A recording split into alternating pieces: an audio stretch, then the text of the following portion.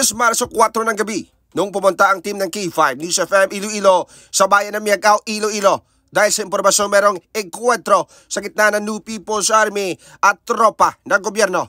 Sa barangay Igsoligi, partikular na sa tinatawag na Toldogan, nangyari ang bakbakan na naganap alas 4 ng hapon hanggang sa alas 6 ng gabi, kung saan 3 pamilya dito ang inilikas sa daycare center ng barangay.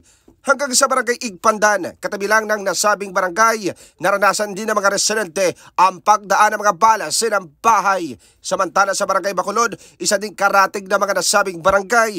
Di umano sa sapa ng barangay, naghahabulan ang NPA at ang tropa ng gobyerno, at dahil dito, 6 na mga pamilya ang inilikas sa barangay hall hanggang sa dumaan daw sa barangay Dalihi, Miagao ang miyembro ng NPA.